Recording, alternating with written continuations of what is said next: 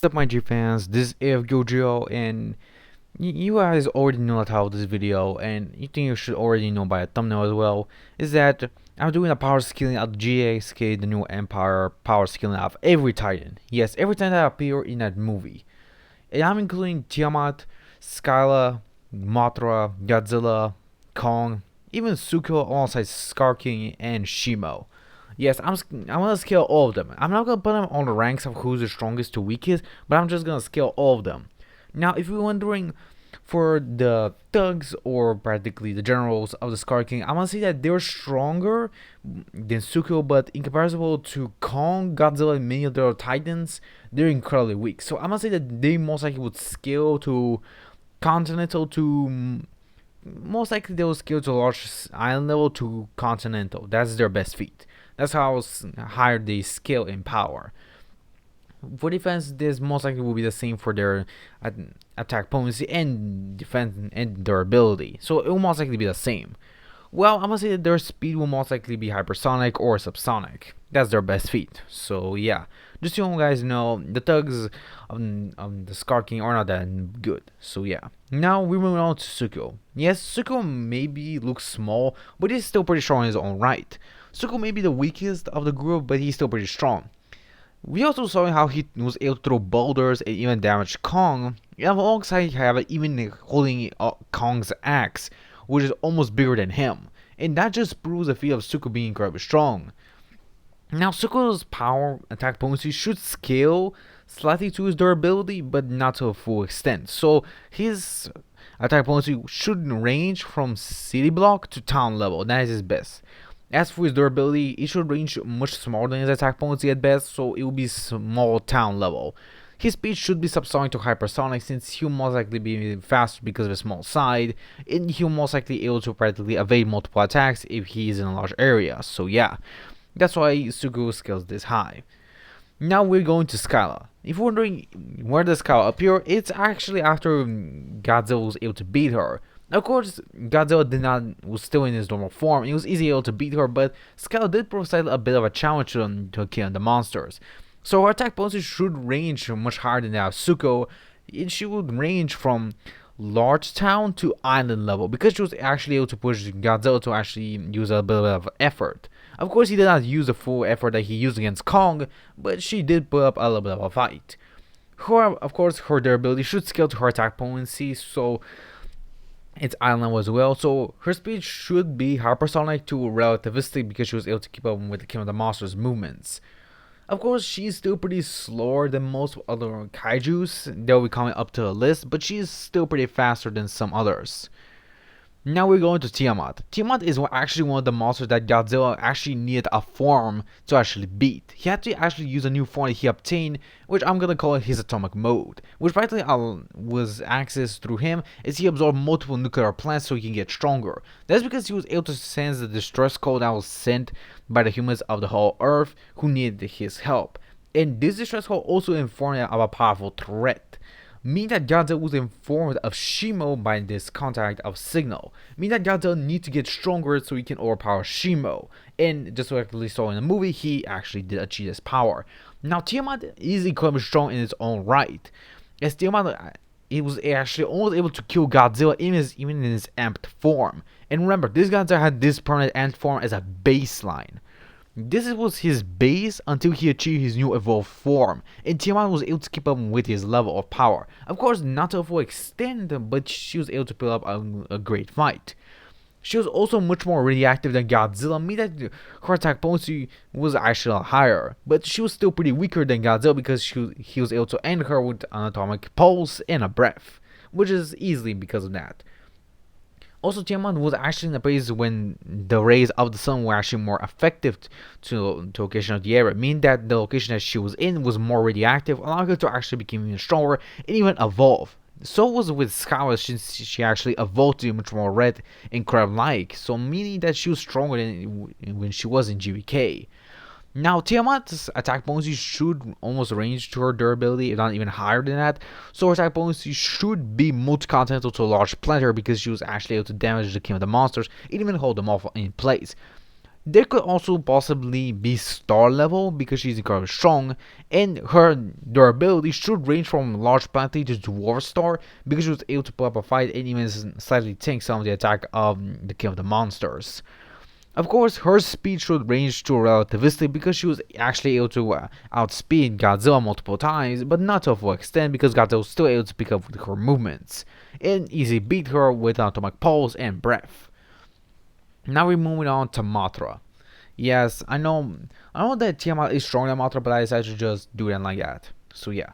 Now Mothra is incredibly strong in her own right. She was also able to hold on multiple of King Scar's thugs, meaning that her attack potency should range to some of her durability, meaning that her durability and attack potency is actually the same, ranging from multi-continental to planetary level. It could actually be higher, but because Mothra is a moth, they have much more or lesser durability.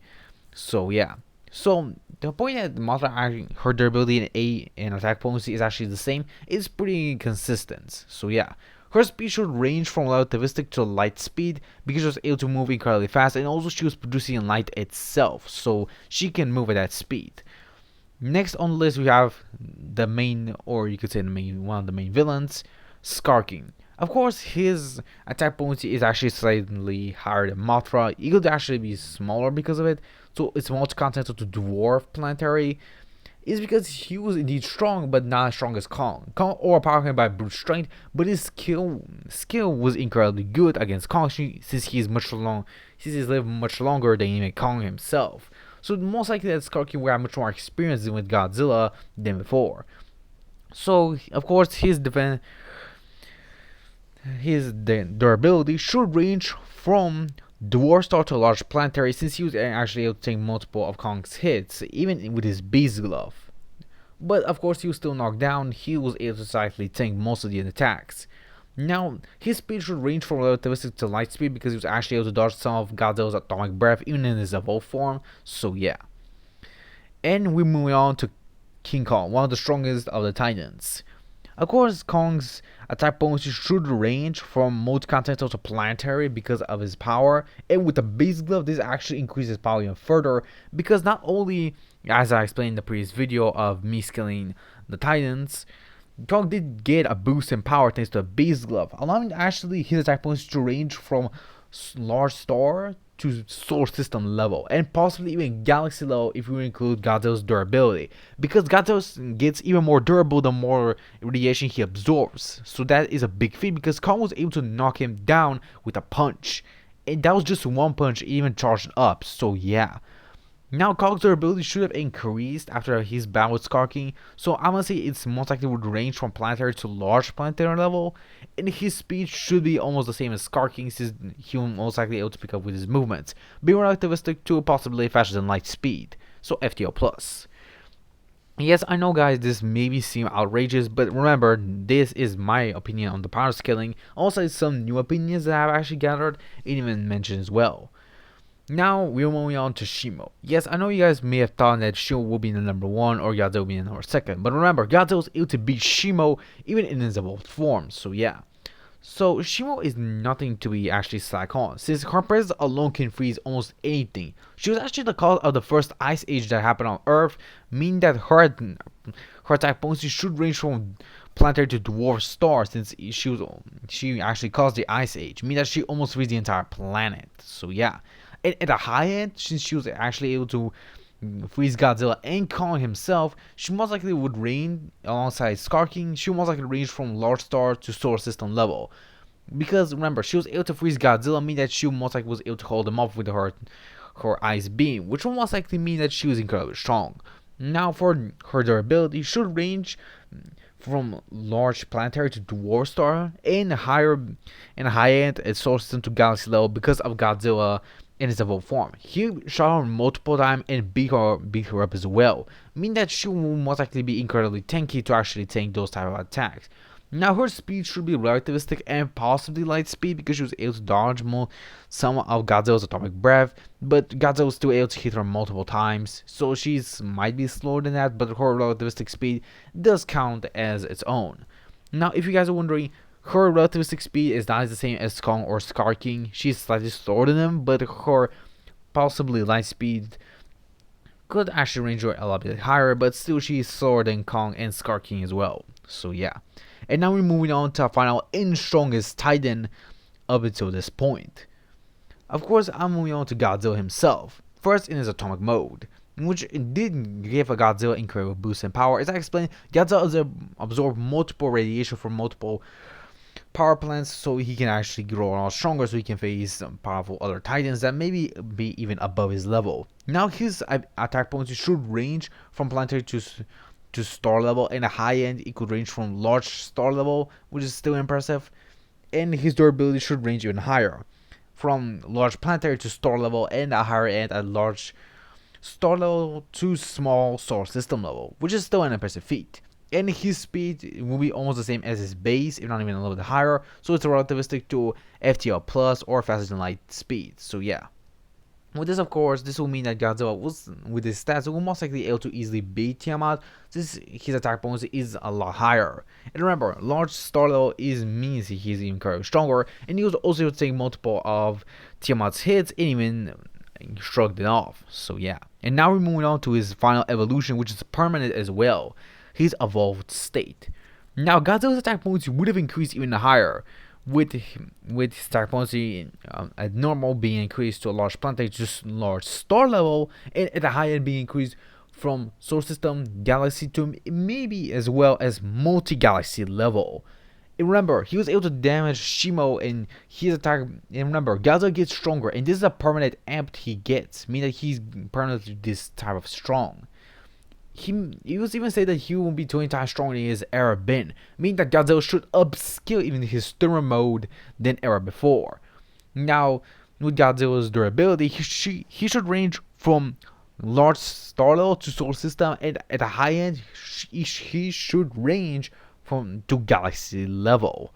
And his speed should actually be relativistic to faster than light plus, but it'll be much more faster than Kong and Skar King, because he was actually able to blitz Kong multiple times, alongside Skar King and even Shimo. If you're wondering why I'm putting Godzilla almost every time above almost every time, well, it's shown in the movie Godzilla was able to take multiple other titans by himself. He's even faced multiple other titans before even fighting Tiamat or Scylla. And remember, Godzilla was resting as well, so it most likely means that Godzilla most likely was not at full strength while fighting Tiamat. So yeah, because of this, Godzilla will still remain the supreme king of all the monsters. Even Shimo, being the first titan, would not even face Godzilla, meaning that Godzilla is still the strongest and one of the most powerful titans to ever exist. Well guys, this is the end of this video. Well, I hope you guys enjoyed this power scaling of what I did in the GxK Empire. I hope you guys enjoyed this. If you have something that you want to comment, if you think I got something wrong, or you want me to make another power scaling video, maybe on Godzilla from the Shaw era, alongside Kong as well, well, you can just comment down below and let me know if you guys want that, and maybe in the future I'll make one. Well guys, this is the end of this video. See you guys in the next one. Stay on my Z fans and Goji fans. See you next time.